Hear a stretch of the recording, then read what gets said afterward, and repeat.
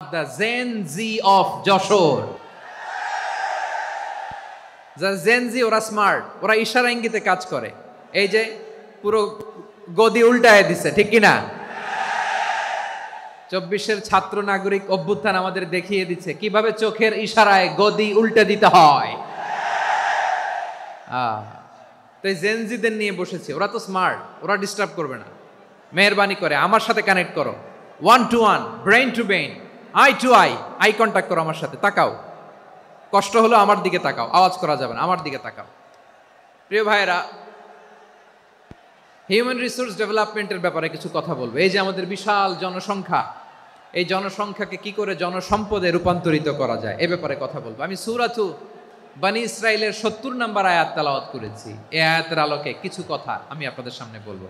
আল্লাহ তাআলা ইরশাদ করছেন, ওয়ালাকাদ কাররামনা বনী আদম ওয়া হামালনাহুম ফিল বাররি ওয়াল বাহরি ওয়া রাযাকনাহুম মিনাত তাইয়্যিবাত ওয়া ফাদ্দালনাহুম আলা কাসীরিম মিম্মান খালাকনা তাফদীলা। পড়েন আল্লাহু আকবার। রব্বুল আলামিন বলেন, ওয়ালাকাদ কাররামনা বনী আদম, আমি বনী আদমকে সম্মানিত করেছি, বনী আদমকে মর্যাদা দিয়েছি। ওয়া হামালনাহুম ফিল বাররি ওয়াল বাহর, বনী আদমকে জলে স্থলে স্থলে এবং সমুদ্রে চলাচলের বাহন দিয়েছি। ওয়া রাযাকনাহুম মিনাত তাইয়্যিবাত, তাদেরকে পবিত্র রিজিকের বন্দোবস্ত করেছি। ওয়া ফাদ্দালনাহুম আলা কাসীরিম মিম্মান খালাকনা তাফদীলা, আর আমি আল্লাহ যাদেরকে সৃষ্টি করেছি তাদের মধ্য থেকে বনী আদমকে আমি শ্রেষ্ঠ বানিয়েছি। আমরা শ্রেষ্ঠ, আমরা আশরাফুল মাখলুকাত। আমরা কি? এই যে এমনি চিল্লাচিল্লি করে, জিজ্ঞেস করলে বলে না।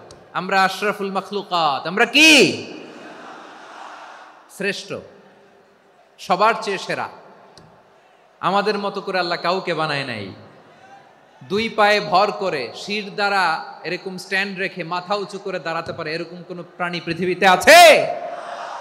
এজন্য আল্লাহ বলেন, ওয়ালাকাদ কাররামনা বনী আদম, আমি বনী আদমকে সম্মানিত করেছি, তাদেরকে আমি মর্যাদা দিয়েছি। তাদেরকে আমি যত মর্যাদা দিয়েছি আমার কোন সৃষ্টিকে এত মর্যাদা দেই নাই। পড়েন সুবহানাল্লাহ। I have dignified the status of the sons of Adam, আদমের সব সন্তানের মর্যাদা আমি বাড়িয়েছি। আল্লাহ এখানে বলেননি ওয়ালাকাদ কাররামনাল মুমিনিন, আমি মুমিনের মর্যাদা বাড়িয়েছি, বলেছেন? আল্লাহ এখানে বলেন নাই ওয়ালাকাদ কাররামনাল মুসলিমিন, আমি মুসলিমের মর্যাদা বাড়িয়েছি।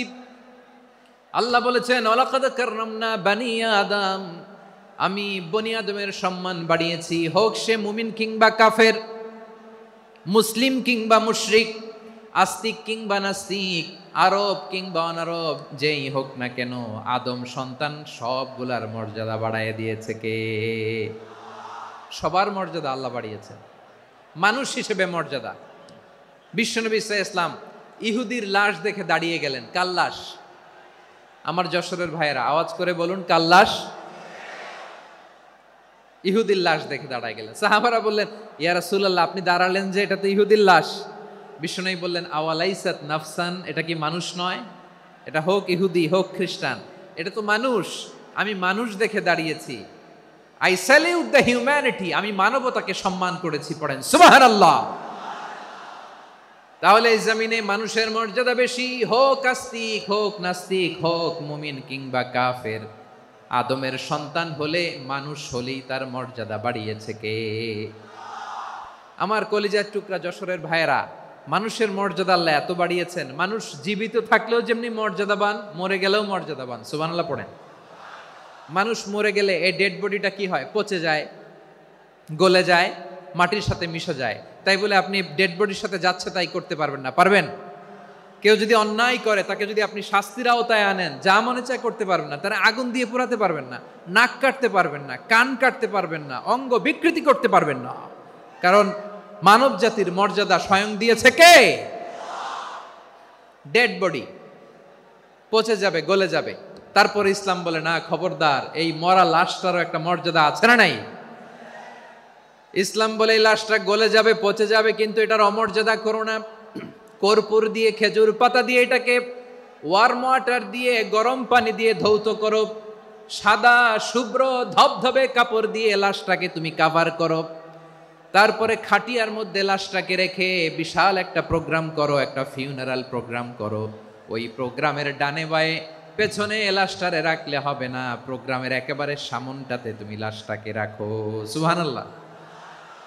একটা ফিউনারাল প্রোগ্রাম করতে হবে, তাকে শেষ বিদায় জানাতে হবে, যেটাকে আমরা জানাজা বলি। কি বলি?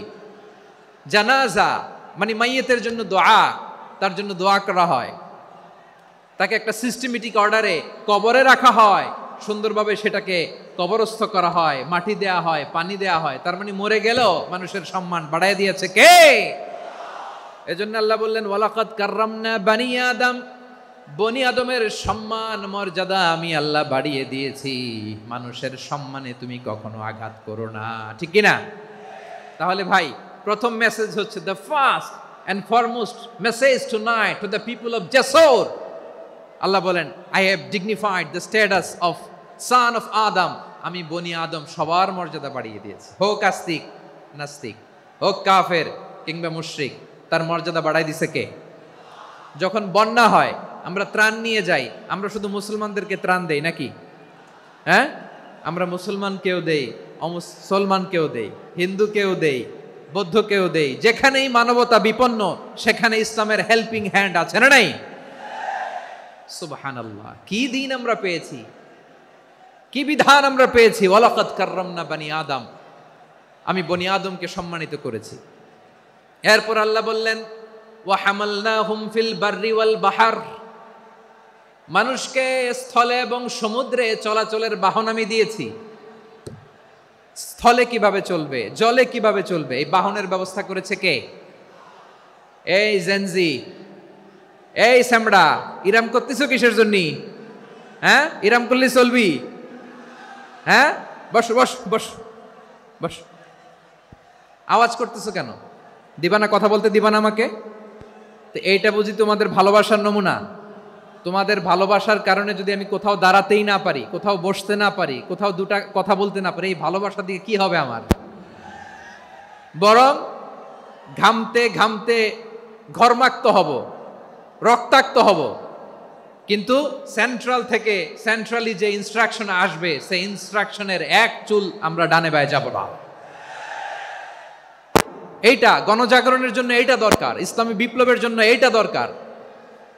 তো আধা ঘন্টা ধরে যদি তোমাদেরকে থামানোই না যায়, এই লস্কর দিয়ে আমি কি করব? আল্লাহর ওয়াস্তে নো নো নো স্লোগান, চুপচাপ একেবারে আমার দিকে তাকাও।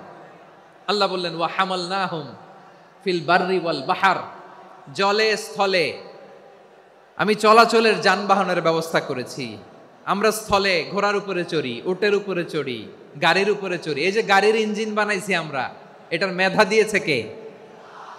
আবার সাগরের মধ্যে আমরা নৌযান, জলযান, বড় বড় জাহাজ দিয়ে এক মহাদেশ থেকে আরেক মহাদেশ যাই, এক দেশ থেকে মালামালগুলো আরেক দেশে পাঠাই। সাগরের ভেতরে নৌকাগুলোরে ধরে রাখলো কে?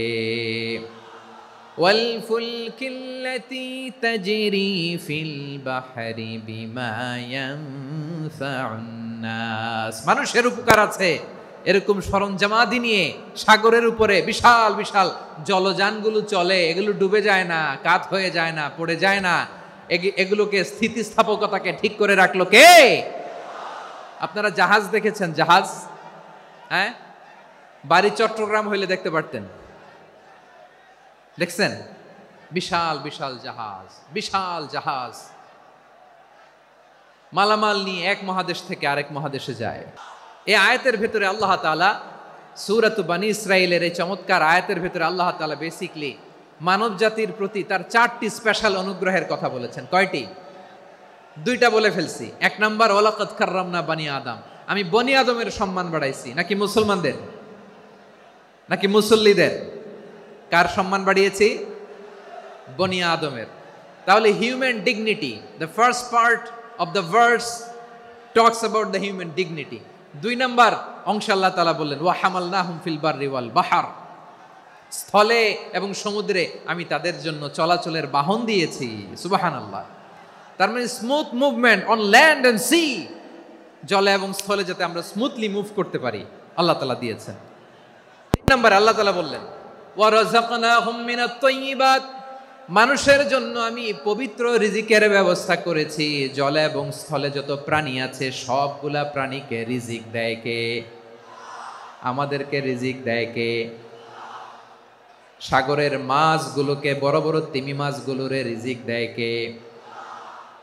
বাতাসের মধ্যে ভেসে বেড়ানো বড় বড় পাখিগুলো, স্ক্যান্ডিনেভিয়ান কান্ট্রি থেকে লক্ষ লক্ষ কোটি কোটি পাখিগুলো যে এক দেশ থেকে আরেক দেশে ট্রান্সফার হয়, এগুলোর রিজিক দেয় কে? রব্বুল আলামিন বলেন ওয়ামা মিন দাব্বাতিন ফিল আরদি ইল্লা আলাল্লাহি রিজকুহা ওয়া ইয়ালামু মুস্তাকাররাহা ওয়া মুস্তাওদাআহা কুল্লুম ফি কিতাবিম মুবিন। আল্লাহু আকবার। রব্বুল আলামিন বলেন ভূপৃষ্ঠে বিচরণশীল যত প্রাণী আছে সব প্রাণীগুলোকে আমি আল্লাহ আমার নিজের কুদরতে রিজিকের বন্দোবস্ত করি। এই প্রাণীগুলো কোথায় থাকে, কোথায় যায়, সব জায়গায় আমি রিজিক পৌঁছে দেই। রিজিক কেউ দিতে পারে না, রিজিকের মালিক কে? রিজিকের মালিক তিনি আল্লাহ। এজন্য আল্লাহ তাআলা বললেন ওয়ারাযাকনাহুম মিনাত তাইয়্যিবাত। এরপর আল্লাহ বললেন ওয়া ফাদ্দালনাহুম আলা কাসীরিম মিম্মান খালাকনা তাফদীলা। আমি যত প্রাণী সৃষ্টি করেছি সকল প্রাণীর মধ্যে মানুষের মর্যাদা শ্রেষ্ঠত্ব আমি দিয়েছি। সুবহানাল্লাহ পড়েন। তাহলে 1 নম্বরে আল্লাহ বললেন আমি বনি আদমের মর্যাদা বাড়ালাম। এরপরে বললেন স্থলে এবং সমুদ্রে চলাচলের জন্য যানবাহন দিলাম। 3 নম্বরে আল্লাহ বললেন পবিত্র রিজিকের ব্যবস্থা করে দিলাম। এরপরে আল্লাহ বললেন যত প্রাণী আছে, সৃষ্টি আছে, সবগুলার উপরে আমি মানুষকে শ্রেষ্ঠত্ব দিলাম। সুবহানাল্লাহ।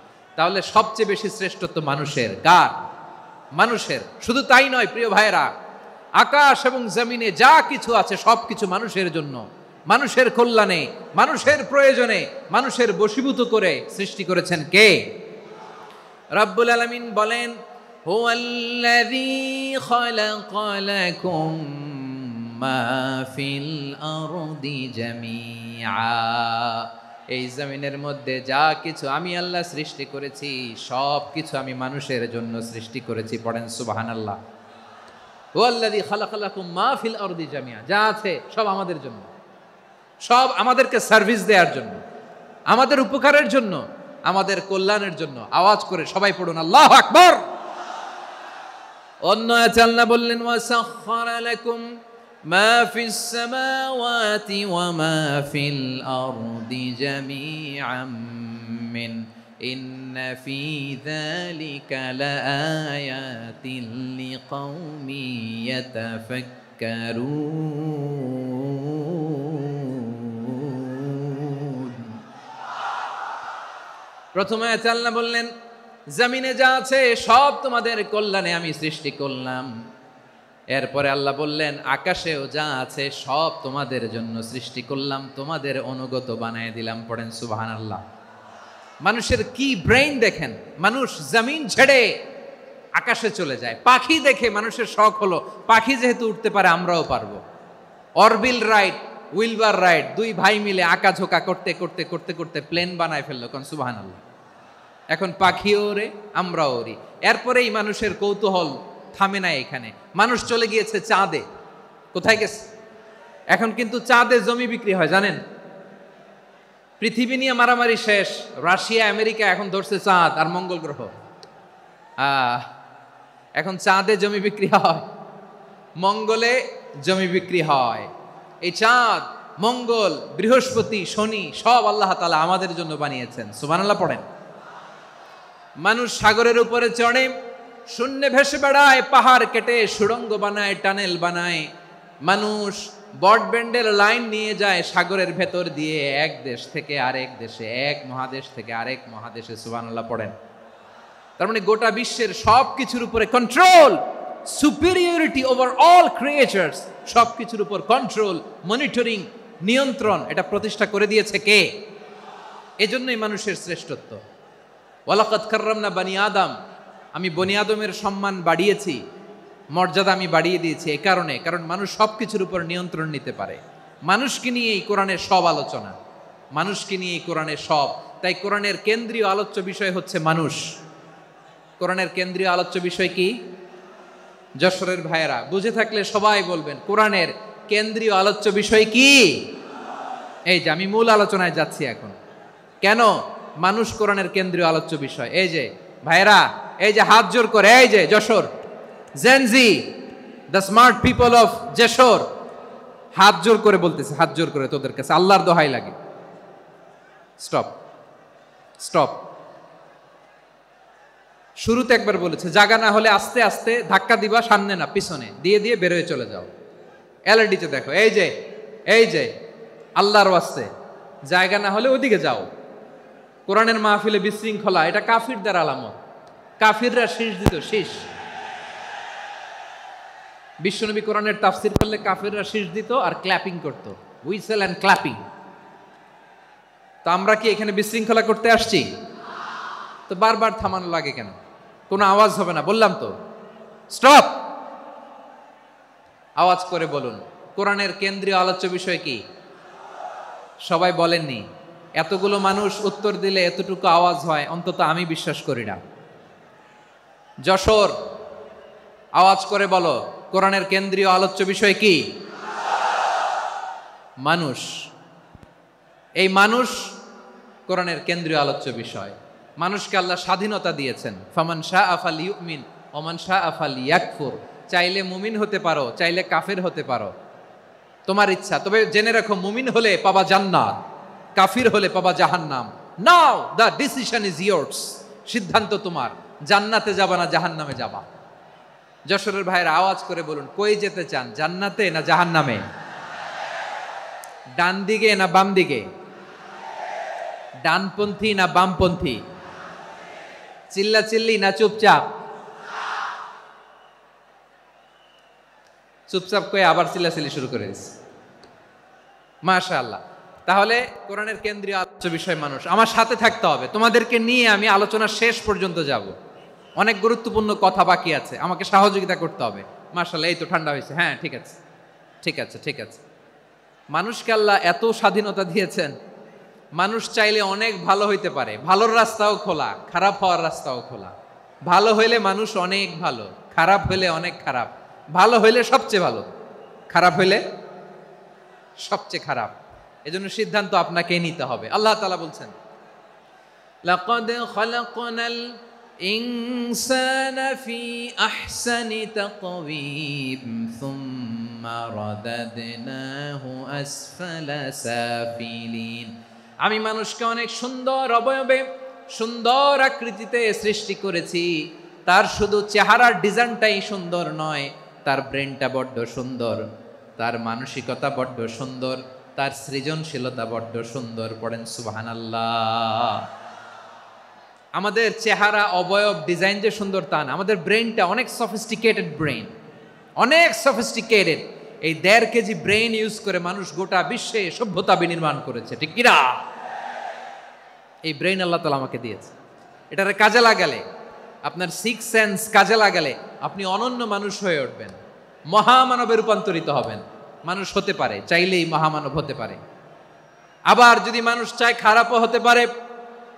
আল্লাহ বললেন শুধু ভালোই না, ভালো হতে চাইলে অনেক ভালো তুমি হতে পারো, আবার খারাপ হতে চাইলে অনেক খারাপ তুমি হতে পারো। সুম্মা রাদাদনাহু আসফালা সাফিলিন।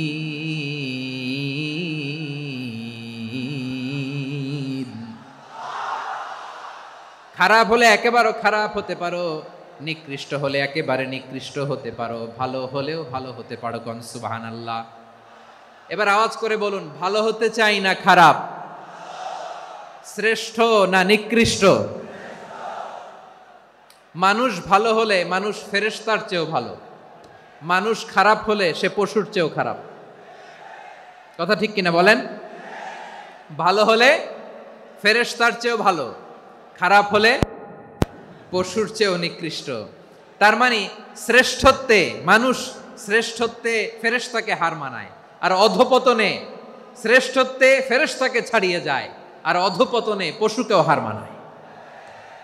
আই রিপিট, আমি আবারও বলছি, মানুষ শ্রেষ্ঠত্বে ফেরেশতাকে ছাড়িয়ে যায়, আর অধপতনে সে পশুকেও হার মানায়। আওয়াজ করে বলতে হবে ঠিক কি না? এটার প্রমাণ কি? মানুষ শ্রেষ্ঠ হইলে যে ফেরেশতার চেয়েও সেরা, তার প্রমাণ কি? আল্লাহ তাআলা বলছেন, ওয়া ইয কুলনা লিল মালাইকাতি ইসজুদু লি আদম ফাসাজাদু ইল্লা ইবলিস আবা ওয়াস্তাকবারা ওয়া কানা মিনাল কাফিরিন। আল্লাহ বলেন, স্মরণ করো সে সময়ের কথা যখন আমি ফেরেশতাদেরকে বললাম, ও ফেরেশতারা আদমকে সেজদা দাও। সব ফেরেশতারা সম্মান সূচক সেজদা আদমকে দিল।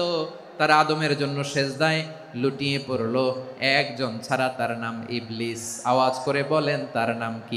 করলো, সে কাফের হয়ে গেল। বাকি সব ফেরেশতারা সেজদা দিল। সুবহানাল্লাহ।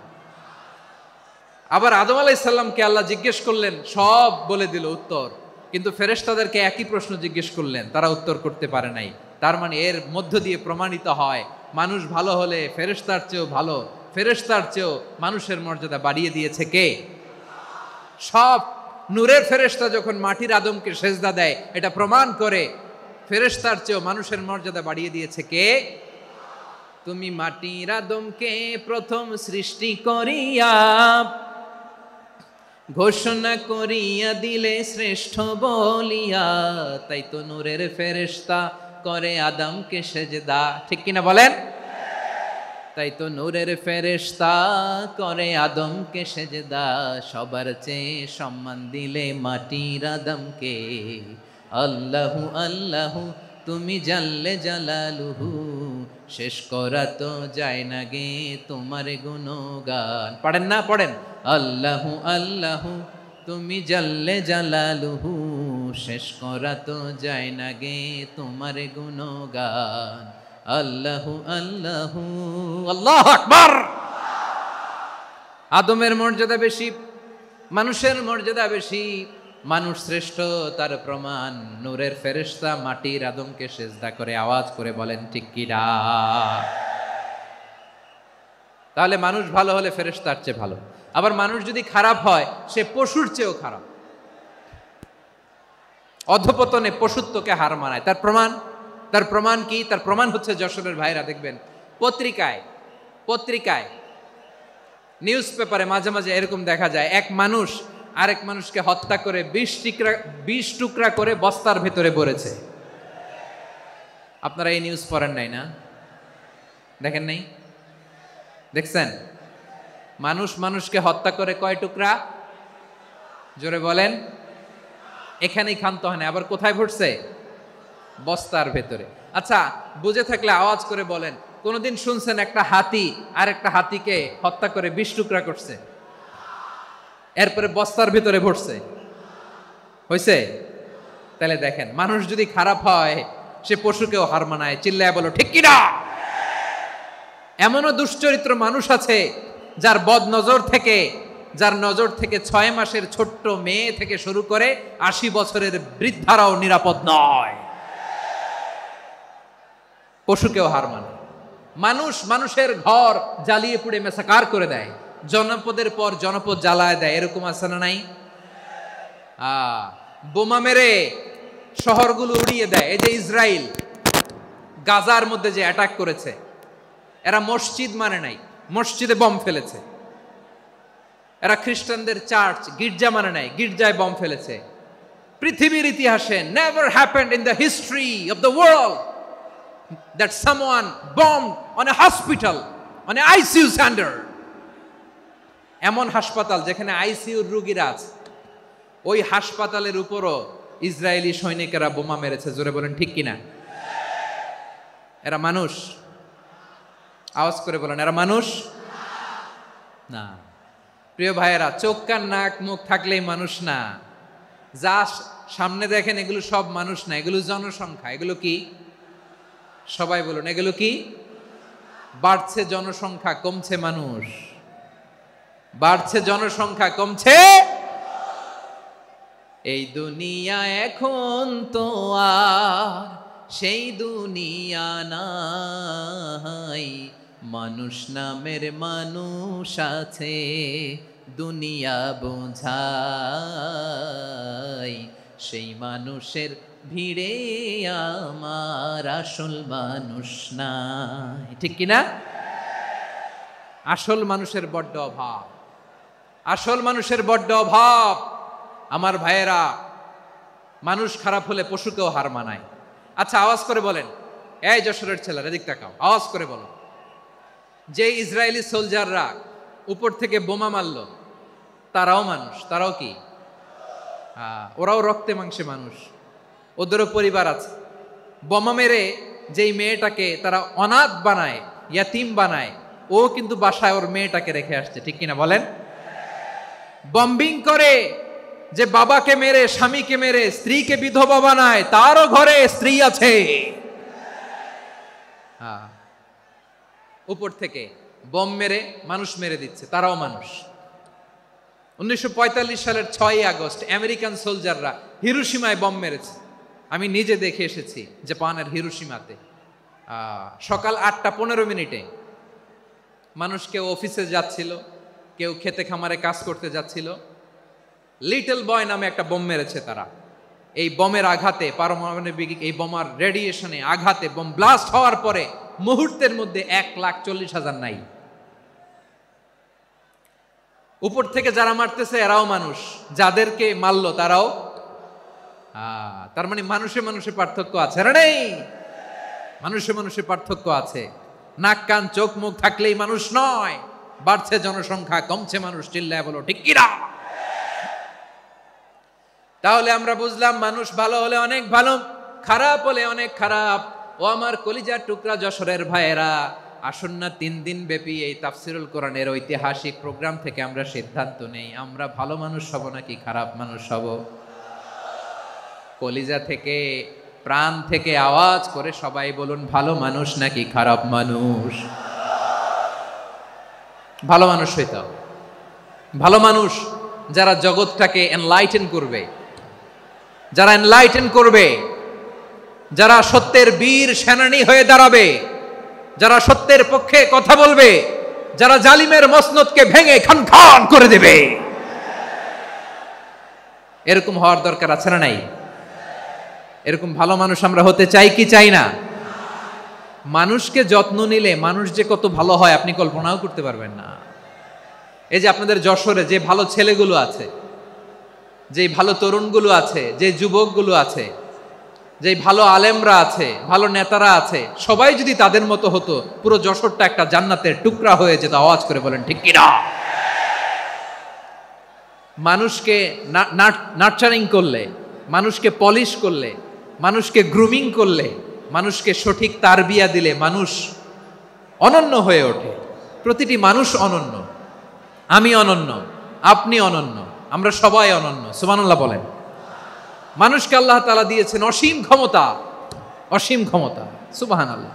একটা মানুষ পারে না এমন কিছু নাই, একটা মানুষ পারে না এমন কিছু নাই। বিশ্বাস করতে হবে, মানুষ যা কল্পনা করতে পারে ওইটা মানুষ করে দেখাতে পারে। যশোরের ভাইয়ের, আই রিপিট, আমি আবারও বলছি, এই চিল্লাচিল্লি করলে আমার এই গুরুত্বপূর্ণ কথা তোমরা মিস করবা, মিস করবা। কপাল পড়া হয় না, আওয়াজ করে কপাল পড়া হবে না। আমার দিকে তাকাও।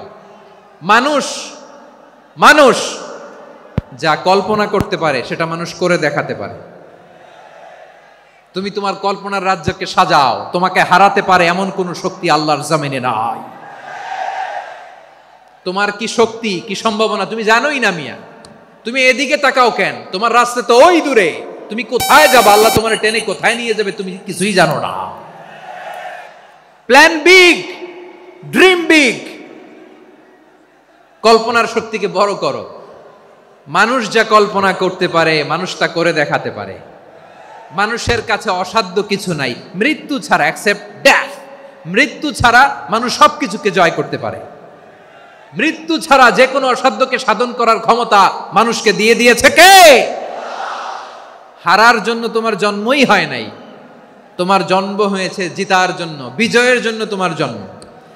মানুষের শুরুটাই হয় বিজয় দিয়ে। যশোর, আওয়াজ করে বলো, মানুষের শুরু হয় কি দিয়ে? আমরা যখন আমার পিতার পৃষ্ঠদেশে ছিলাম, পিতার পৃষ্ঠদেশ থেকে শুক্রাণু যখন মায়ের গর্ভদেশে যেয়ে পড়ে, কতটা শুক্রাণু ভ্রমণ শুরু করে জানো? 20 কোটি শুক্রাণু। একবার সিমেন আউট হলে সেখানে 20 কোটি শুক্রাণু থাকে, ভ্রমণ শুরু করে। ওই 20 কোটি শুক্রাণুর মধ্য থেকে তুমি আমি আজকে এক বিকশিত শুক্রাণু মানব রূপে পৃথিবীতে এসেছি। সুবহানাল্লাহ।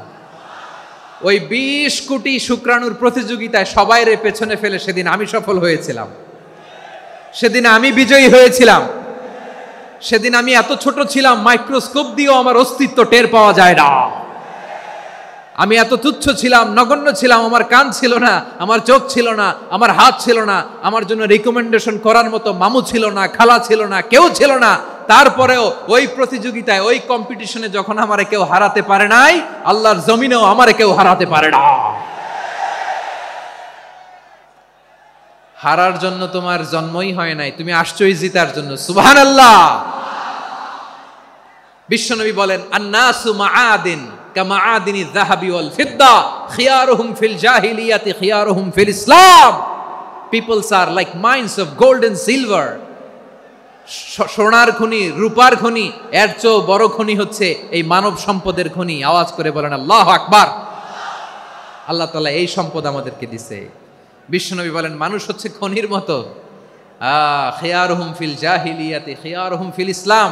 জাহিলি যুগে যারা সেরা, ইসলামেও তারা সেরা। ইদা ফাকুহু, যদি তারা বুঝবান হয় তাহলে তাদেরকে সেরা বানায় দিবে কে? তাহলে মানুষের চেয়ে সেরা কেউ হতে পারে? মানুষের চেয়ে অনন্য কেউ হতে পারে? মানুষকে কেউ হারাতে পারে? আওয়াজ করে বলো, তোমাকে কেউ হারাতে পারবে? এই সাহস জাগছে আজকের আলোচনা থেকে। আমি তুমি অনন্য, আমাকে তোমাকে হারায় দেওয়া এত সহজ না, ঠিক কিনা? একটা কথা জীবনের সাথে সেট করে নিতে হবে, আমি জিতি নয় শিখি, আমি কখনো হারি না। জীবনের সাথে সেট করে নাও, জেনজি অফ জেসর, আমি কখনো হারি না, আমি হয় জিতি নয়।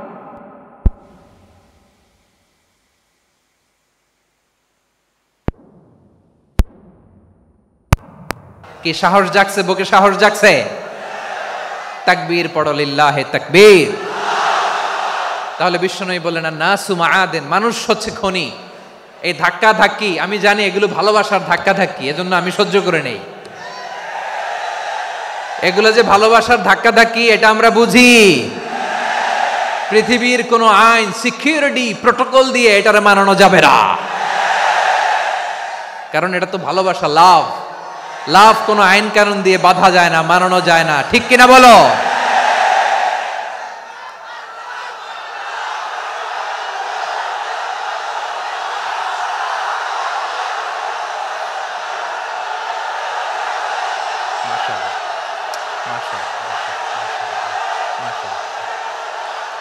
ঠিক আছে, বসুন বসুন বসুন। আল নাসু মাআদিন, মানুষ হচ্ছে খনি। এই খনির যত্ন নিতে হবে। আমার মা বাবা যারা এসেছেন, আপনার ছেলে মেয়ের যত্ন নেন। আপনার ছেলের মধ্যে যে কি পটেনশিয়াল আপনি জানেন না। আপনার এই ছোট্ট অবুজ ছেলেটাই আগামী দিনের শায়েখ আহমদুল্লাহ হবে। আপনার হেফজখানায় পড়া ওই ছোট্ট ছেলেটাই আগামী দিনের আল্লামা মামুনুল হক হবে। আপনার ওই ছেলেটা আমির হামজা হবে, আব্দুল হাই সাইফুল্লাহ হবে। এভাবে বড় বড় আলেম হবে, তারা যুগশ্রেষ্ঠ আলেম হবে। সেই একদিন এই বাংলাদেশের পার্লামেন্টে যে বক্তব্য দিয়ে যশোরের পক্ষে কথা বলবে। আপনি জানেন না, কাউকে ছোট করবেন না আপনি, ওর কনফিডেন্স আপনি কমাবেন না, আপনি কমাতে পারেন না। প্যান্ডেলে আমার যে মা বোনেরা আছেন, ছেলে মেয়েদেরকে কখনো ছোট করে কথা বলবেন না। ও যে কোথায় যাবে আপনি জানেন না, আপনি মা হয়ে তাকে সাহস দিবেন, তার কল্পনার জগৎটাকে সাজাতে তাকে উৎসাহিত করবেন, ঠিক কিনা বলেন? আর আমার প্যান্ডেলের আমার প্রিয় শ্রদ্ধাশীলা মায়েরা বোনেরা, আপনারা তো আরো দামি সম্পদ। বিশ্বনবী বলেন, আর দুনিয়া কুল্লুহা মাতা। আল্লাহ আল্লাহ আল্লাহ, বিশ্বনবীর কথার ওজন দেখেন। আর দুনিয়া কুল্লুহা মাতা ওয়া খায়রু মাতা'আদ দুনিয়াল মারআতুস সালিহা। বিশ্বনবী বলেন, দুনিয়ায় যা দেখো সব আল্লাহর দেওয়া অ্যাসেট, মানে সম্পদ। আর এত অ্যাসেটের ভিড়ে সবচাইতে শ্রেষ্ঠ সম্পদ হচ্ছে নেককার নারী। সুবহানাল্লাহ। বিশ্বনবী বলেন, দুনিয়ায় যা দেখো সব আল্লাহর দেওয়া অ্যাসেট, মানে সম্পদ। আর এত অ্যাসেটের ভিড়ে সবচাইতে শ্রেষ্ঠ সম্পদ হচ্ছে নেককার নারী। সুবহানাল্লাহ। ভাইয়েরা বোনের সাথে খারাপ আচরণ করো না, সন্তান মায়ের সাথে খারাপ আচরণ করো না। আমাদের মায়েরা আমাদের asset, they are our priceless asset. কারণ এই মায়েদের পেটে এসেছে আল্লাহর ওলিরা, এই মায়েদের পেটে এসেছে খান জাহান আলী, এই মায়ের পেটে এসেছে শাহজালাল ইয়ামানি, এই মায়ের পেটে এসেছে আল্লাহর সব নবীরা। নাকি নবীরা আকাশ থেকে ধপ করে জমিনে নেমে আসছে? মায়ের পেটে আসছে। এই মায়ের পেটগুলো খনি। আমার সম্মানিতা মায়েরা বোনেরা রাখুন, ইসলাম চর্চা করুন, কোরআন চর্চা করুন, নৈতিকতা দিয়ে নিজেকে সাজান। যশোরের জেন জি, নিজেদেরকে প্রস্তুত রাখো আগামীর বাংলাদেশের জন্য। নৈতিকতা, মোরালিটি, ভ্যালিউজ দিয়ে নিজেকে সাজাও, ইসলাম দিয়ে নিজেকে সাজাও। কারণ আগামীর বাংলাদেশ ইসলামের বাংলাদেশ। বাংলাদেশের আসল পরিচয় ইসলাম। বাংলাদেশের আসল পরিচয় কি? সবাই বলে না। বাংলাদেশের আসল পরিচয় কি? এই ইসলাম নিয়ে আমরা সংসদ ভবন সাজাবো, রাজি আছি না নাই? শেকড় ভুলে যাওয়া যাবে না। আমরা ধাপে ধাপে শারিয়া আইনের দিকে যাব ইনশাআল্লাহ, কিন্তু জঙ্গিবাদ দিয়ে নয়, কট্টরপন্থা দিয়ে নয়। আমরা ইন্টেলেকচুয়ালি, গ্রাজুয়ালি, ধাপে ধাপে শারিয়া আইনের দিকে মুভ করব ইনশাআল্লাহ। বলো লিল্লাহি তাকবীর। এদেশের আসল পরিচয় সবাই বলে না, আওয়াজ করে, এদেশের আসল পরিচয়। এদেশে আজান শুনে সূর্য ওঠে শহর গ্রামে, এদেশে আজান শুনে সূর্য ডুবে সন্ধ্যা নামে, এদেশে সকল কাজে সবাই বলে বিসমিল্লাহ, এদেশে ভালো কিছু দেখে শুনে হাসি মুখে সবাই বলে মাশা আল্লাহ, সুবহানাল্লাহ সুবহানাল্লাহ সুবহানাল্লাহ সুবহানাল্লাহ সুবহানাল্লাহ সুবহানাল্লাহ সুবহানাল্লাহ সুবহানাল্লাহ। ও নবীন তরুণ, তোমার কিসের এত ভয়? জেনে রেখো বাংলাদেশের আসল পরিচয়। বাংলাদেশের আসল পরিচয় ইসলাম। আওয়াজ তুলে বলো, আসল পরিচয় কি? এদেশে পরস্পরে দেখা হলে দেয় সালাম, এদেশে আমজনতার হৃদয় জুড়ে পাক্কা আলাম। ঠিক না?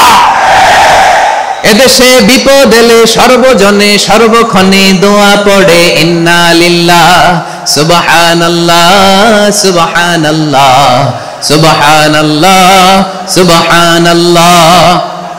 এদেশে আজান শুনে সূর্য ওঠে শহর গ্রামে, এদেশে আজান শুনে সূর্য ডোবে সন্ধ্যা নামে, এদেশে সকল কাজে সবাই বলে বিসমিল্লাহ, এদেশে ভালো কিছু দেখে শুনে হাসি মুখে সবাই বলে মাশা আল্লাহ সুবহানাল্লাহ। আওয়াজ করে সুবহানাল্লাহ সুবহানাল্লাহ সুবহানাল্লাহ সুবহানাল্লাহ। সবাই একসাথে সুবহানাল্লাহ সুবহানাল্লাহ সুবহানাল্লাহ সুবহানাল্লাহ। এদেশের আসল পরিচয় কি? আওয়াজ করে বলতে ভয় লাগে। এদেশের আসল পরিচয় কি? ইসলাম দিয়ে আমাদের সংসদ ভবন চলুক, আমরা চাই কি চাই না? বঙ্গভবনে লা ইলাহা ইল্লাল্লাহর পতাকা উড়ুক, আমরা চাই কি চাই না? প্রতিটি জেলা অফিসে, ডিসি অফিসে লা ইলাহার পতাকা ঝুলুক, আমরা চাই কি চাই না? কারা কারা চাই হাত তুলে আল্লাহর দেখায়।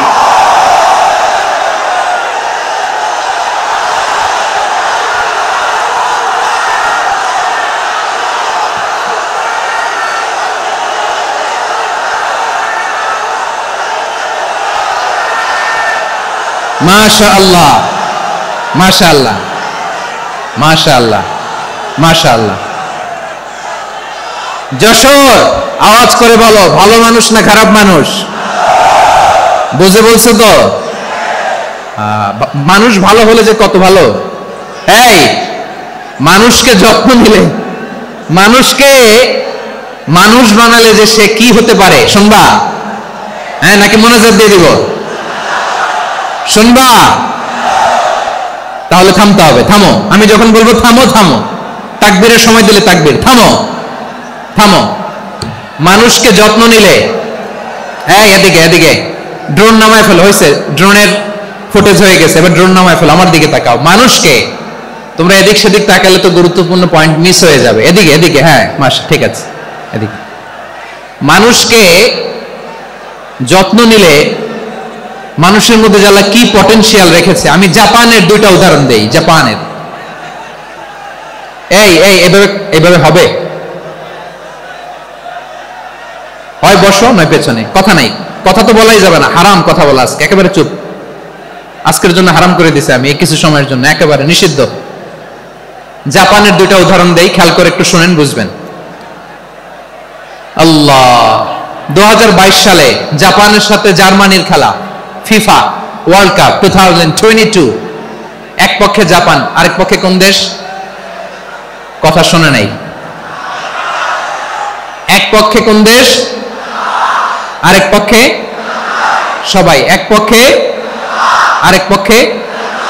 ওই খেলায় জিতেছিল জাপান, জিতেছিল 22 সালের এই ফিফা ওয়ার্ল্ড কাপে জাপান ফুটবল খেলায় জিতে, as a part of their celebration তারা খেলার পরে পুরো স্টেডিয়ামটারে ক্লিন করে, the fan base of Japan, লক্ষ লক্ষ মানুষ খেলা দেখতে যায়, তো এত ডাস্টবিনও তো নাই, তো যারা ডাস্টবিনে জায়গা পায় নাই তারা এই যে চকলেটের প্যাকেট, পানির বোতল, চিপসের প্যাকেট তারা এদিকে সেদিকে রেখে দিয়েছে।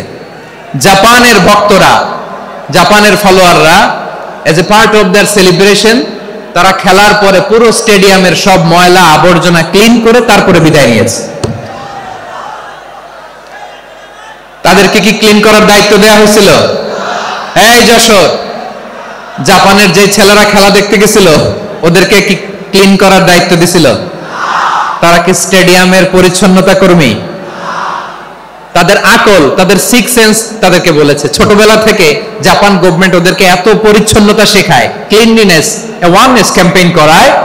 ক্লাসে আমি দেখেছি, ক্লাসে নিজের বেঞ্চ নিজে মুছে, ক্লাসের মাঝখানে একটা সময় দেয়, নিজের টেবিল নিজে মুছে, নিজের ক্লাসরুমটা নিজে পরিষ্কার করে, রাস্তাঘাটে একটা ধুলা নাই, ময়লা নাই, একটা টিস্যু নাই। খেলার পরে গোটা বিশ্বকে তাক লাগিয়ে দিয়েছে। জাপানের ফ্যানরা সবার রেখে যাওয়া গার্বেজ, টিস্যু, বোতল পরিষ্কার করে তারপরে স্টেডিয়াম থেকে বিদায় নিয়েছে। আমরা কেন এমন হইতে পারলাম না? আমরা কেন এমন হইতে পারলাম না? জাপানের যারা এগুলো করছে ওদের তিনটা করে চোখ না? চোখ তো তিনটা, জাপানা লাগো, জাপানা লাগো, হাত তো চারটা, কান তো ছয়টা, হ্যাঁ? নাকি আমার মতো দুই হাত দুই কানালা মানুষ? চোখে দেখলে এটা মানুষ না। চিন্তা করছেন? তার মানে জাপানিজদেরকে যে গ্রুমিং করে শেখানোর মাধ্যমে পরিচ্ছন্ন বানানো গেছে, ওরা যেমনি মানুষ আমরাও মানুষ, আমাদের সন্তানদেরকে শেখালে তারাও পারবে। পারবে কিনা? 2 নম্বর উদাহরণ বলি, চট্টগ্রাম ফেনীতে যারা গিয়েছেন, মেঘনা গোমতী ব্রিজ প্রকল্প নাম শুনছেন? মেঘনা একটা ব্রিজ পার হওয়া লাগে, এই মেঘনা গোমতী, এখানে 3টা ব্রিজ কাঁচপুর সহ, এই 3টা ব্রিজের নির্মাণ কাজ, রেনোভেশনের কাজ দেয়া হয়েছিল জাপানের একটা কোম্পানিকে। কাকে? জাপানের কোম্পানি। নির্মাণ শেষে 738 কোটি টাকা বেঁচে গেছিল, এটা গভর্নমেন্টের হাতে দিয়ে তারা বিদায় নিয়েছে।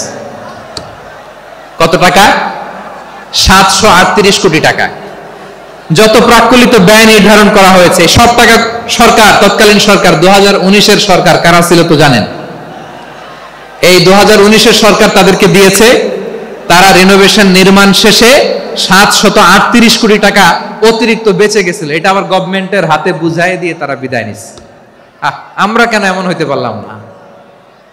জাপানের ওরাও মানুষ, আমরাও মানুষ, তার মানে মানুষে মানুষে পার্থক্য আছে না নাই? আচ্ছা, জাপানের 2টা উদাহরণ দিলাম, এবার আমার দেশের 2টা উদাহরণ দিব না? বাংলাদেশের 2টা উদাহরণ দিই। 1 নম্বর উদাহরণ, গত সপ্তাহে আপনারা জানেন কক্সবাজার আমার একটা প্রোগ্রাম ছিল, তো হেলিকপ্টারে গিয়েছিলাম। ফেনী জেলা যখন পার হচ্ছি আমি দেখলাম 3টা উইন্ডমিল চিনেন তো? বিশাল পিলার, 3টা-4টা পাখা থাকে, বায়ু বিদ্যুৎ কেন্দ্র, বাংলাদেশের প্রথম বায়ু বিদ্যুৎ কেন্দ্র এটা, মুহুরী প্রজেক্ট বলে এটা, সম্ভবত মুহুরী প্রজেক্ট। তো সাগরের বাতাসের ঝাপটায় এটা ঘুরে এনার্জি হয়, ইলেকট্রিসিটি উৎপাদন হয়। তো আমি পাইলটকে বললাম, ভাই এগুলো থেকে কেমন ইলেকট্রিসিটি উৎপাদন হয়? কয় হুজুর একটু হয় না, কিছুই হয় না। কিছুই হয় না মানে? বলে হুজুর বাংলাদেশে যত উইন্ডমিল আছে এটার পাখা একটাও ঘুরে না। আল্লাহ, বলেন কি? তাহলে এই যে কোটি কোটি টাকা ব্যয় করে যে উইন্ডমিল, কয় হুজুর ভিতরে ফিটফাট, উপরে ফিটফাট, ভিতরে সদরঘাট। তার মানে কোটি কোটি টাকা দিয়ে এই উইন্ডমিল বানায়, এখানে কিছু নাই। দুর্নীতির আড্ডাখানা, আখড়াখানা বাংলাদেশ, ঠিক কিনা বলেন? হায় রে, জাপানিজরাও মানুষ, আমরাও মানুষ। আমার এক নিকটাত্মীয় সরকারি চাকরিজীবী, উনি আমাকে বললেন, বাংলাদেশের আর একটা উদাহরণ দেই। উনি আমাকে বললেন যে প্রতি বছর আমাদের অফিসের ফার্নিচার চেঞ্জ করে। আমি বললাম প্রতি বছর ফার্নিচার চেঞ্জ করে কেন? বলে যে ফার্নিচার নতুন পারচেজ করলেই তো এখানে টাকা, নতুন কিনতে পারলেই টাকা, নতুন উন্নয়নের সবক শোনাতে পারলেই টাকা। প্রথম আলোর রিপোর্ট, কি আলো? প্রথম আলোর রিপোর্ট, গত 15 বছরে উন্নয়নের নামে লুটপাট হয়েছে প্রায় 3.25 লাখ কোটি টাকা।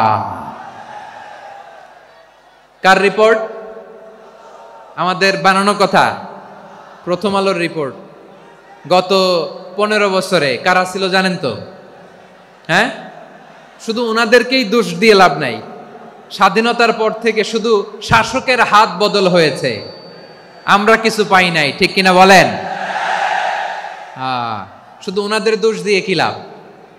একদল খাইছে, আরেক দল খাওয়ার জন্য রেডি হয়ে আছে। আমরা এরকম চাই না। আমরা চাই স্বাধীন সার্বভৌম বাংলাদেশ। আমরা চাই দুর্নীতিমুক্ত বাংলাদেশ।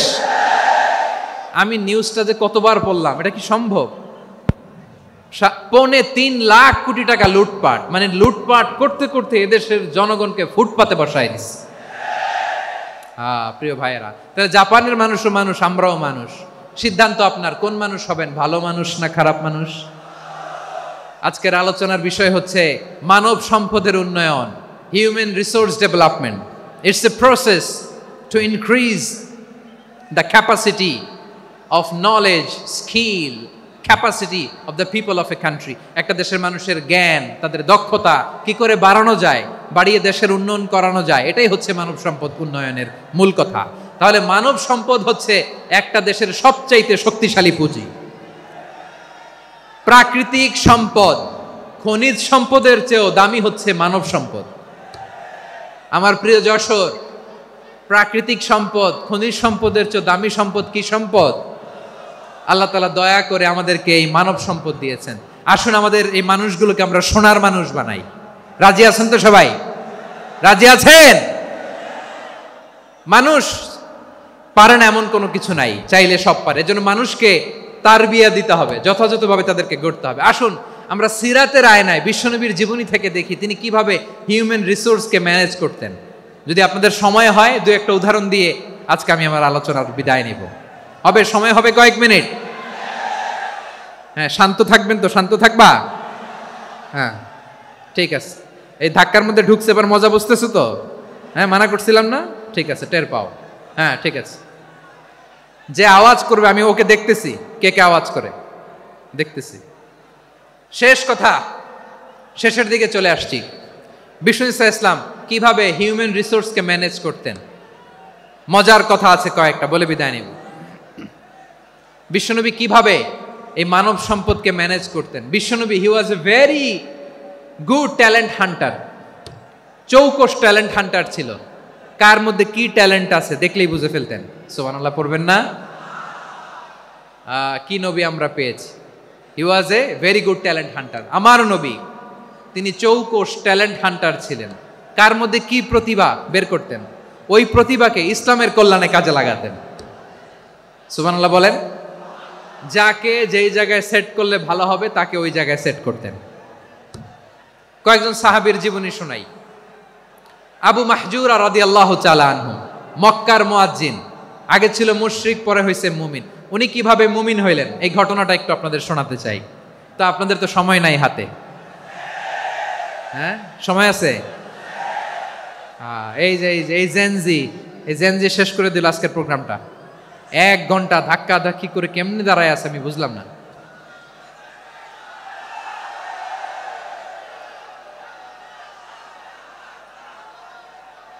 না, তাকবির না, চুপ করতে হবে। What I need, you stop.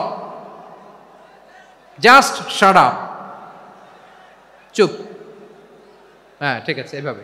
Abu Mahzura রাদিয়াল্লাহু তাআলা আনহু কিভাবে মুসলিম হলেন, আওয়াজ করে শুনেন।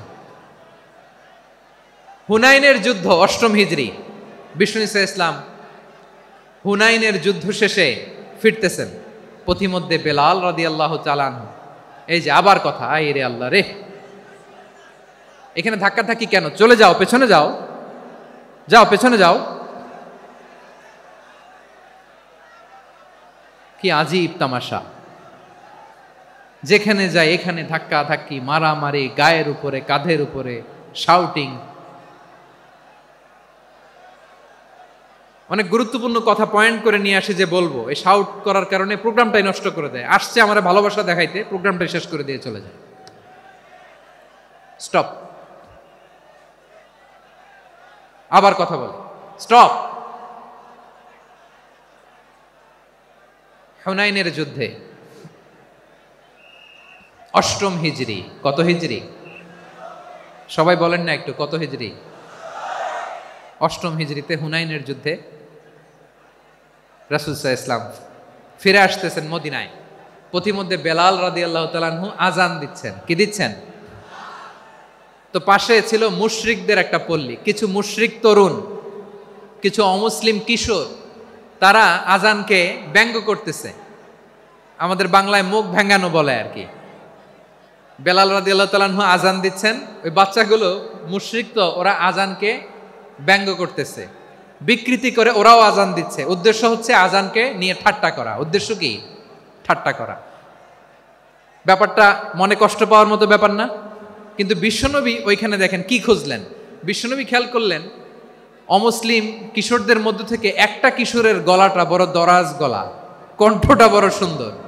খেয়াল করে দেখলেন যে কিছু কিশোর বেলালের আজানকে ব্যঙ্গ করে, বিকৃতি করে, কিন্তু একজনের কণ্ঠ দেখতে পাচ্ছেন না এত দূরে, কিন্তু কণ্ঠটা বড় সুন্দর, দরাজ গলা। বিশ্বনবী সাহাবীদেরকে বললেন, ধরো এগুলারে, ধরো। সবগুলারে ধরে বিশ্বনবীর সামনে আনা হলো। ওরা হাঁটু গেড়ে বসলো। বিশ্বনবী বললেন, তোমাদের মধ্যে কে যেন ব্যঙ্গ করে আজান দিচ্ছিল, তার গলাটা বড় উঁচু, গলার বেসটা বড় মজবুত, মেলোডিয়াস, সুমধুর কণ্ঠ। কে? আবু মাহজুরা বলে, আমার বন্ধুরা সবাই আমার দিকে আঙ্গুল দেখায়, আমি পড়ে গেছি বিপদে। রাসূল সাল্লাল্লাহু আলাইহি ওয়াসাল্লাম বাকি অমুসলিম তরুণদেরকে ছেড়ে দিলেন, বললেন তোমরা যাও। এবার আবু মাহজুরারে পাইছে। আবু মাহজুরার চুলের মধ্যে হাত দিলেন বিশ্বনবী, মাথায় হাত দিয়ে বললেন, এবার আজান দাও দেখি। আবু মাহজুরা বলে, আমি তো আজান দিতে জানি না, কারণ আমি তো বেলালেরটা শুইনা দিছি, আমার তো মুখস্থ নাই, আমি তো আজান দিতে জানি না। বিশ্বনবী বললেন, জানো না? তাহলে আসো, আমি তোমারে শিখাই দেই। সুবহানাল্লাহ পড়ে। আবু মাহজুরা হাঁটু গেড়ে বসে, বিশ্বনবীর মোবারক হাত আবু মাহজুরার চুলের মধ্যে। বিশ্বনবী আজানের মুআল্লিম আবু মাহজুরাকে বলতেছে, ঠিক আছে তোমারে শিখাই দিচ্ছি, আমি যা যা বলবো আমার সাথে সাথে বলো, পারবা? আবু মাহজুরা বলে, পারবো। বিশ্বনবী আজান দিচ্ছেন, মাথায় হাত দিয়ে আল্লাহু আকবার, আল্লাহু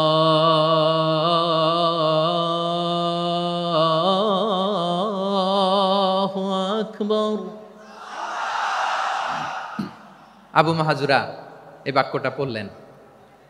বিশ্বনবী দ্বিতীয় বাক্য পড়তে আরম্ভ করলেন, আল্লাহু আকবার, আল্লাহু আকবার। আবু মাহজুরা এই বাক্যটাও বললেন। বিশ্বনবী আবু মাহজুরার মাথার মধ্যে হাত দিয়ে তৃতীয় বাক্য পড়লেন, আশহাদু আল্লা ইলাহা ইল্লাল্লাহ।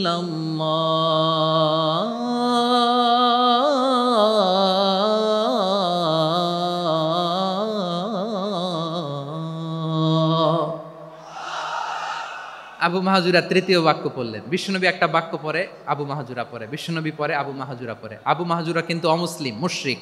আবু মাহজুরা বলে, এক একটা বাক্য পড়ি আমার কলিজাটা গলে ঠান্ডা হয়ে যায়। এতদিন মোহাম্মদকে গালি দিতাম, এখন মোহাম্মদ আমার মাথায় যখন হাত রাখছে আমার সারা শরীর ঠান্ডা হয়ে গেছে।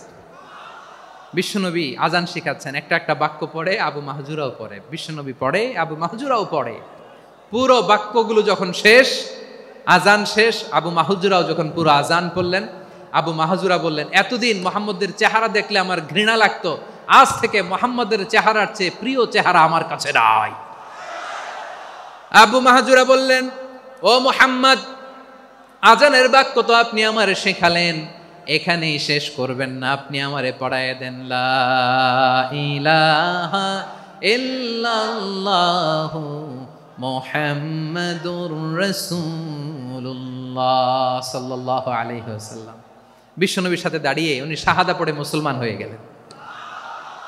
এবার আবু মাহজুরা বলে, ইয়া রাসূলুল্লাহ, ইয়া হাবিবাল্লাহ, আমি মুমিন হয়েছি, মুসলমান হয়েছি, আপনার কাছ থেকে আজান শিখার সৌভাগ্য আমি লাভ করেছি গো নবী। আমার কণ্ঠের বড় তারিফ করেছেন, আপনি আমার আজানকে আপনি পছন্দ করেছেন। একটা জিনিস আপনার কাছে চাই, আপনি আমাকে মক্কার মসজিদুল হারামের মুয়াজ্জিন হিসেবে অ্যাপয়েন্ট করে দেন। বিষ্ণু ঈসা ইসলাম বললেন, যাও আবু মাহজুরা, আমি তোমাকে পৃথিবীর শ্রেষ্ঠতম মসজিদ মক্কার মসজিদুল হারামের মুয়াজ্জিন হিসেবে অ্যাপয়েন্ট করে দিলাম। দেখছেন কিভাবে ট্যালেন্ট হান্টিং করতে হয়, কিভাবে হিউম্যান রিসোর্স মানব সম্পদকে ব্যবহার করতে হয়। আসছিল আজানকে ভেঙ্গাইতে, আসছিল কেন? আজানকে ব্যঙ্গ করার জন্য, বিকৃত করার জন্য। আজানকে বিকৃত করতে যে ইসলামের সবচাইতে শ্রেষ্ঠ মসজিদের মুয়াজ্জিন হয়ে গেল। পড়েন সুবহানাল্লাহ। হযরত আবু মাহজুরা রাদিয়াল্লাহু তাআলা আনহু ওনার এই সুললিত কণ্ঠ ব্যবহার করে মসজিদুল হারামে এত সুন্দর করে আল্লাহু আকবার বলে আজান দিতেন, মানুষগুলোর, মুসল্লিগুলোর, মক্কাবাসীর হৃদয়কে তিনি বিগলিত করে দিতেন, মানুষের হৃদয়কে ঠান্ডা হয়ে যেত। শুধু এখানেই শেষ না আমার যশোরের ভাইয়েরা, বিশ্বনবী যখন সাইয়েদনা আবু মাহজুরা রাদিয়াল্লাহু তাআলা আনহুকে আজান শিখাচ্ছিলেন, বলেন তো বিশ্বনবীর হাতটা কোথায় ছিল? আবু মাহজুরার মাথার সামনে, এই চুলের উপরে ছিল। আবু মাহজুরা ওই স্মৃতিটাকে ধারণ করবার জন্য, ওই স্মৃতিকে বহন করার জন্য বিশ্বনবীর মোবারক হাত আবু মাহজুরার কপালের চুলের যেই জায়গায় লেগেছে, মৃত্যুর আগের দিন পর্যন্ত আবু মাহজুরা মাথার ওই চুলে কোনোদিন ছুরি আর কামার লাগায় নাই, সেখানে কেচি লাগায় নাই, চুলের মধ্যে খুর লাগায় নাই। আবু মাহজুরা ডান দিকের চুল কাটতো, বাম দিকের চুল কাটতো, পেছনের চুল কাটতো, সামনের চুল কাটতো না। আবু মাহজুরা রাদিয়াল্লাহু তাআলা আনহুর সামনের চুলগুলো বড় হতে হতে যখন এত বড় হয়ে যায়, তিনি চুলগুলো পেঁচিয়ে মাথার মধ্যে রাখতেন, তারপরে তিনি পাগড়ি পরতেন। সবাই জিজ্ঞেস করতো, আবু মাহজুরা, এটা আবার কেমন স্টাইল? দেখতে তোমারে কি বিদঘুটে লাগে, কেমন অড লাগে, কেমন খারাপ দেখা যায়। মক্কায় এমন কোনো মানুষ তো দেখি নাই, ডানে চুল কাটে, বায়ে চুল কাটে, পেছনে চুল কাটে, সামনে কাটে না। ওরে আবু মাহজুরা, কেমন দেখা যায় তোমারে, তুমি সামনের চুল কাটো না কেন? আবু মাহজুরা বলে, আমি হাঁটু গেড়ে পেয়ারা নবীর সামনে বসেছিলাম, আমার এই মাথার চুলের মধ্যে মুবারক হাত লাগিয়ে বিশ্বনবী নিজে আমাকে আজানের প্রতিটা বাক্য শিক্ষা দিয়েছেন। বিশ্বনবীর মোবারক হাত, পবিত্র হাত আমার মাথার চুলের যেই জায়গায় লেগেছে, আমি চাই ওই চুলগুলা নিয়ে আমি আমার কবরের ভিতরে যাব। সাইয়েদনা আবু মাহজুরা রাদিয়াল্লাহু তাআলা আনহু ইন্তেকালের আগের পর্যন্ত মাথার সামনের চুলগুলা কাটে নাই, মাথার সামনের চুল তিনি কাটেন নাই। সুবহানাল্লাহি বিহামদি। কেমন ভালোবাসতেন বিশ্বনবী সাহাবীদেরকে, সাহাবারা কেমন ভালোবাসতেন বিশ্বনবীকে। সামনের চুলগুলো বড় হতে হতে এত বড় ছিল, পেঁচিয়ে রেখে পাগড়ি পরতেন, কাটতেন না। নবীর হাত লেগেছিল। সুবহানাল্লাহ পড়েন। তাহলে what is the lesson, moral of the story কি? মোরাল অফ দ্য স্টোরি হচ্ছে, আসছিল আজানকে ব্যঙ্গ করার জন্য, বিকৃত করার জন্য, হয়ে গেল মসজিদুল হারামের মুয়াজ্জিন। দেখেন বিশ্বনবী একটা খারাপ সিচুয়েশনের মধ্যে থেকে কি ভালো জিনিস বের করে আনলেন। আমি যে শুরুতে বলেছি কিভাবে তিনি হিউম্যান রিসোর্সকে ডেভেলপ করেছেন, ম্যানেজ করেছেন। তিনি যে চৌকস ট্যালেন্ট হান্টার ছিল, দেখেন সবার মধ্যে থেকে এর বাছাই করে মুয়াজ্জিন বানাই দিয়েছেন। সুবহানাল্লাহ পড়েন। তার মানে এই না সবাইরে ধরে ধরে উনি মুয়াজ্জিন বানাইছেন, যার যেই ট্যালেন্ট আছে তাকে ওই কাজে অ্যাসাইন করেছেন, যার যেই প্রতিভা আছে তার প্রতিভাকে ইসলামের কাজে লাগিয়েছেন। সুবহানাল্লাহ পড়েন। যায়েদ বিন সাবেত রাদিয়াল্লাহু তাআলা আনহু, নাম শুনেছেন? যশোর, কথা বেরোয় না। যদি জিজ্ঞাসা সালমান খানের নাম শুনছেন, সবাই হাত তুলবে, জি হুজুর শুনছি, মানে সব দেখা শেষ। সালমান খান, আমির খান, অমুক খান, সব খান মুখস্থ, কিন্তু যায়েদ বিন সাবিতের নাম মুখস্থ নাই মুসলমানদের। যেই সাহাবী মাথার সামনের চুল কাটে নাই, মসজিদুল হারামের মুয়াজ্জিন বানাইছেন বিশ্বনবী, ওই সাহাবীর নাম কি? খায়া ফেলাইস, স্লোগানের সাথে খায়া ফেলাইস। আবু মাহজুরা, কি নাম? আবু মাহজুরা আল জুমাহি রাদিয়াল্লাহু তাআলা আনহু। এই নামটা আজকে নিয়ে যাইতে হবে যশোর। আবু মাহজুরা রাদিয়াল্লাহু তাআলা আনহু। 2 নম্বরে বলছিলাম যায়েদ বিন সাবিত রাদিয়াল্লাহু তাআলা আনহু। বিশ্বনবী দেখলেন মদিনার এই আনসারী সাহাবী হাইলি ট্যালেন্টেড, ইন্টেলেকচুয়াল, মেরিটোরিয়াস, জ্ঞানের প্রতি তার আকর্ষণ, মারাত্মক আকর্ষণ। বিশ্বনবী তাকে দায়িত্ব দিলেন, কোরআন যা নাজিল হয় তুমি লিখো, কাতিবুল ওয়াহি বানায় দিলেন। সুবহানাল্লাহ। যায়েদ বিন সাবিতরে আবার আজান শিখান নাই, কারণ তার মধ্যে বিশ্বনবী প্রতিভা দেখেছেন, একাডেমিক প্রতিভা। বিশ্বনবীর একাডেমিক প্রজেক্টগুলো তিনি হ্যান্ডেল করতেন। যায়েদ বিন সাবিত ছিল বিশ্বনবীর ব্যক্তিগত সচিব। কি ছিল? ব্যক্তিগত সচিব, বোঝেন নাই? বিশ্বনবীর ব্যক্তিগত সচিব এবং দোভাষী। ইহুদিরা কিছু লিখে দিলে এটার অর্থ বিশ্বনবীরে বুঝায় দিতেন, আবার ইহুদিদের কাছে কিছু লিখতে হলে তিনি লিখে দিতেন। বিশ্বনবী একদিন বললেন, ইন্নী ওয়াল্লাহি মা আমানু ইয়াহুদা আলা কিতাব। ইহুদিরা যে চিঠি পাঠায় অর্থ তো বুঝি না, আরেক ইহুদি আইনে অর্থ করা লাগে। আবার ইহুদিদের কাছে কিছু লিখে পাঠাইতে চাইলে আমরা তো লিখতে পারি না, ইহুদিরে দিয়ে লেখা লাগে। ওরা যে পয়রা শোনায় লিখে দেয়, আমি ওদের বিশ্বাস করি না, আমার নিজের একজন লোক দরকার। বিশ্বনবী এই যায়েদ বিন সাবিতকে চুজ করলেন ল্যাঙ্গুয়েজের জন্য। উনি বললেন, যায়েদ তোমার সফট স্কিলকে ডেভেলপ করতে হবে, তুমি হিব্রু ল্যাঙ্গুয়েজ শিখে ফেলো। যায়েদ বিন সাবিত বলল, বিশ্বনবীর মোটিভেশন আর ইন্সপিরেশন পেয়ে আমি 15 দিনে ইহুদিদের এই হিব্রু ল্যাঙ্গুয়েজ শিখে ফেললাম। শুধু শিখে ফেললাম না, হাত্তা হাদিকতু, even I became master in the language. এই ভাষা আমি পারদর্শী হয়ে গেলাম। এরপরে ইহুদিরা চিঠি লিখে পাঠালে আর কোনো ইহুদি ডাকা লাগতো না, আমি নবীর এটার অর্থ শুনে পরে বুঝায় দিতাম। আবার ইহুদিদের কাছে চিঠি লেখা লাগলে আমি যায়েদ বিন সাবিত চিঠি লিখে দিতাম। সুবহানাল্লাহ। দেখেন, এত সাহাবীর মধ্য থেকে বিশ্বনবীর একাডেমিক প্রজেক্ট, ব্যক্তিগত সচিব, দোভাষী হিসেবে তিনি যায়েদ বিন সাবিতের মতো তরুণকে নির্বাচিত করেছেন। কেমন ট্যালেন্ট হান্টার ছিল আমার নবী! সুবহানাল্লাহ পড়বেন না? বিশ্বনবীর ইন্তেকালের পরে সাইয়েদনা আবু বকর রাদিয়াল্লাহু তাআলা আনহু যখন খলিফা হয়ে আসলেন, কোরআনকে সংকলনের দায়িত্ব দেয়া লাগবে, কোন সাহাবীকে দিবেন? সব সাহাবারা মিলে পরামর্শ করলেন। সাইয়েদনা আবু বকর, ওমর সবাই মিলে এই বিশাল কোরআন সংকলনের গুরু দায়িত্ব বিশ্বনবীর ব্যক্তিগত সচিব, বিশ্বনবীর দোভাষী, বিশ্বনবীর সিলেক্ট করাই লোক যায়েদ ইবনে সাবিত রাদিয়াল্লাহু তাআলা আনহুকে দিয়েছে। কোরআনের কপি তো আজকে এখানে রাখে নাই। এই যে আজকের যে কোরআন পড়েন, এটা আগে এরকম ছিল না। কোরআন নাজিল হলে সাহাবারা চামড়ার, ওটের চামড়ায় লিখে ফেলতো, ওটের চ্যাপ্টা হাড্ডির মধ্যে লিখে ফেলতো, গাছের গুড়ির মধ্যে লিখে ফেলতো, বিভিন্ন জনের কাছে ছড়ানো ছিটানো ছিল।